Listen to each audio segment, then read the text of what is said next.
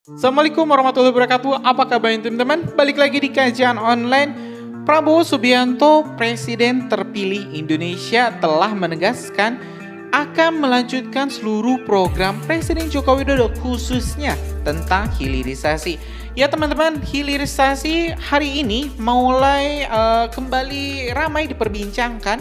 Terlebih setelah Uni Eropa berusaha untuk kembali membuka lobi politik, lobi diplomasinya, agar presiden selanjutnya, pemerintahan selanjutnya bisa melunakkan kebijakan anti ekspor raw material.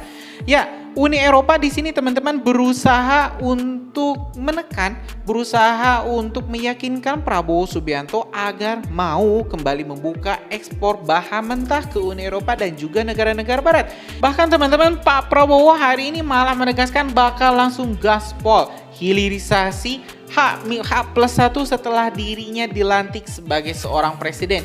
Informasi ini teman-teman kita sunting atau kita dapat dari bisnis.com di artikel yang berjudul Prabowo siap gaspol hilirisasi, lanjutkan program Pak Jokowi.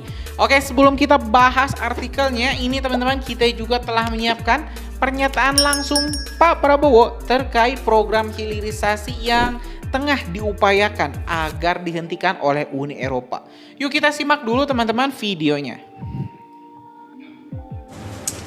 Intinya kita negara sangat kaya, kekayaan kita luar biasa. Ratusan tahun sudah diperes, sudah diisep, kekayaan kita masih seperti ini.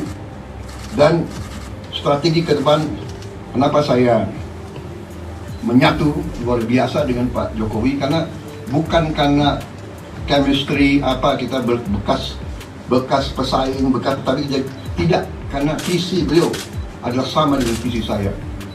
Indonesia harus makmur, kekayaan kita harus di tangan kita sendiri, harus kita olah, dan kita tidak boleh izinkan Indonesia diambil kekayaannya terus dengan tidak ada nilai tambah untuk rakyat kita. Berarti hilirisasi adalah kunci, salah satu kunci utama dari kemakmuran anak-anak dan cucu-cucu kita. Ini misi saya, ini perjuangan saya, dan inti daripada strategi pembangunan saya adalah itu. Mengelola, menjaga kekayaan kita, meneruskan hilirisasi, melanjutkan semua yang sudah dibangun oleh pendahulu kita, terutama Pak Jokowi. Dan ya kan 10 tahun ini kan Pak Jokowi, plus 10 tahun Pak SBY. Semua program-program yang sudah dilaksanakan, yang dirasakan oleh rakyat, kita teruskan dan kita sempurnakan dan kita perbaiki. Apakah ada kekurangan? Banyak. Apakah kita tidak puas? Apa kita sudah puas dengan yang kita sudah dihasilkan? Masalah demokrasi, masalah hukum, apa kita puas? Tentunya kita tidak puas. Ya teman-teman, barusan kita telah menyimak secara lengkap pernyataan Pak Prabowo yang menyebutkan bahwa harta kekayaan sumber daya alam Indonesia tidak boleh dicuri, tidak boleh malah dimanfaatkan dan dirasakan oleh bangsa lain. Sedangkan bangsa kita sendiri tidak bisa merasakan indahnya atau keberkahan ya dari melimpahnya sumber daya alam yang Indonesia miliki. Dan saya pribadi sangat setuju teman-teman dengan pernyataan Pak Prabowo di video barusan, di mana Indonesia memang sudah terlalu lama, sudah puluhan tahun bahkan ratusan tahun teman-teman, Indonesia dijadikan budak korporat. Semenjak VOC dulu Indonesia terus saja dibodoh-bodohi untuk mengirimkan ribuan ton emas, mengirimkan banyak sekali sumber-sumber daya alamnya ke Eropa, dan tentu ini harus dihentikan. Dan alhamdulillah di eranya Pak Jokowi dan insya Allah akan dilanjut oleh Pak Prabowo, Indonesia akan makin mantap dalam program hilirisasinya. Oke teman-teman, kita juga mau cek ini press release terbaru yang menyebutkan terkait program hilirisasi di era Pak Prabowo. Dilansir dari bisnis.com, menarik investasi di bidang hilirisasi akan tetap menjadi prioritas pemerintahan, termasuk pemerintahan baru yang akan dipimpin oleh Presiden terpilih Prabowo Subianto.